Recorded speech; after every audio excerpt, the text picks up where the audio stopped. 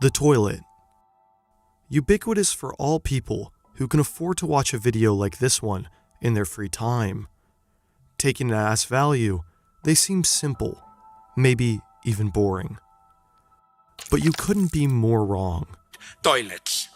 Did you notice if you traveled around the world how different they are? And the differences in toilets reveal profound differences in culture. Europe and America are not the same, and neither are their toilets. We spend a crap ton of time on the toilet, but we spend even more time on our careers. This is your life in weeks if you're lucky enough to turn 80 years old, and this is the amount of time you'll spend working, 80,000 hours. It's also the name of today's sponsor, a nonprofit that wants to help you figure out what to spend all this time on.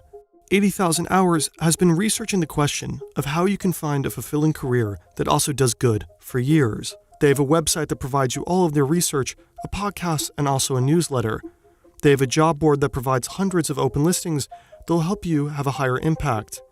They also provide a lot of decision-making tools, such as their 8-week career planning course, and all of their advice and research is free, forever. So if you're not sure what you should do with your valuable time, maybe check out their completely free in-depth career guide at 80,000hours.org/Fern. Remember, life is short, but what you do with your decreasing time is up to you. Humans consume food in order to collect nutrients, vital substances necessary for the human's ability to survive, grow, and reproduce. But humans do not absorb all their food, so waste they produce. As a solution, humans have made hardware that can dispose of waste more efficiently than themselves. And like a lot of technology, we produce different answers for the same problem. The solution for many Americans and Europeans is the flush toilet. An advanced machine commands water to direct waste towards a desired end, usually made up of a strong ceramic bowl. The principles behind all flush toilets, simple, but the differences between them, profound. In mainland Europe, the washdown toilet is more common, clearly taking inspiration from the older pole chain toilet. Although it was invented in England, it is often referred to as the French model because it became widely adopted there. Clean water from the tank pours directly into the bowl, pushing waste out. But in the US and the United Kingdom, you'll find the siphonic toilet. An S-shaped trapway creates a siphon that produces a vacuum which pulls waste out. American toilets literally suck. Reflecting American per capita water use, American siphonic toilets use more water than European washdown toilets. The vacuum mechanism requires a constant, minimal level of water. But since the European washdown toilet doesn't use a vacuum, it doesn't require a minimal level of water. This allows Europeans to equip their toilets with a dual flush, one integrated system for lighter loads and the other for heavier. The siphon mechanism also creates a higher tendency to clog. An S-shaped trapway is harder to maneuver than an R-shaped one. But have no fear, because the flushing power of a siphonic toilet can be increased by engineering a compression tank into the ceramic frame. Institutions that run into a much higher risk for clogs need a clog-free guaranteed flush. Now, some may think that a pressure tank is a bit overkill, because it kind of is, especially considering a clog-free alternative already existing in the European washdown toilet. But the washdown toilet isn't perfect. Reflecting European pretentiousness and the love for the smell of their own excrement, washdown toilets have a tendency to produce a worse odor. The siphonic toilet's additional water use means waste is practically always covered, insulating unpleasant smells. It also self-cleans better during every flush. But the washdown toilet becomes even more controversial when you're willing to venture into some old Dutch and German homes. There, you can still sometimes have the honor of sitting on the wash-out toilet, a different iteration of the wash-down toilet. An inspection shelf has been placed into the toilet frame. The German toilets, the old type, now they are disappearing, but you still find them. It's the opposite. The hole is in front.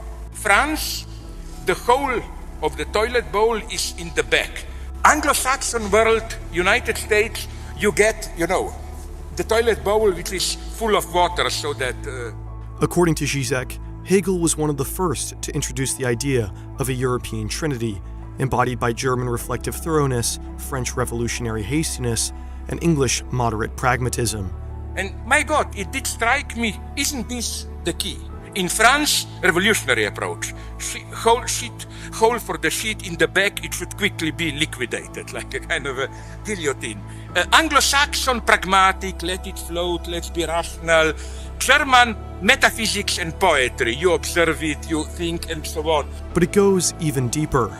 In 2016, the United Kingdom voted to leave the European Union, a nation's controversial decision to move closer to the Anglosphere. But Brexit was a surprise to no one who understood bathrooms. Although France and Germany may sometimes have different toilets, they can both be found in the same European stalls. The UK, on the other hand, has always served in a precarious position, divided between both America and Europe. It shares a toilet with the US, but no matter how hard they try to avoid it, British toilets are still found in European stalls. The standard American partition has around 30 centimeters of space between stall and ground, but the European partition, actually called the European-style partition by American partition companies, usually reaches the floor. This is weird, because there's a pretty lasting stereotype that Americans are more prudish than the average European. If you're less comfortable with being naked, the more private the stall, obviously, the better. So there had to be a deeper reason. According to one of the largest bathroom partition and restroom stall distributors in the United States, American stalls have always had a gap at the bottom and the top, meaning you can see someone's feet when a stall is occupied. This is a big issue for Europeans because they're used to enclosed stalls. At first glance, this may appear like a complete win for the European stall, but there's a reason why American stalls have this gap installed. Fucking bad writing. The company goes on to explain that the stalls are primarily designed for emergency service workers to access cubicles when someone is distressed. But this problem can easily be solved by the European-style partition by having master keys and even slight gaps. Surely there must be another reason why the American-style partition is so popular and widespread. So we dug even deeper. The American stall encourages people to do their business and avoid hanging around, which can benefit employers looking to enhance workers' productivity. And that's the answer. Americans log some of the longest work hours among industrialized nations, especially when compared with Europeans. The bathrooms are not designed to maximize the most convenient, pleasant bathroom experience, but to maximize raw output. America and Europe are not the same, and neither are their toilets.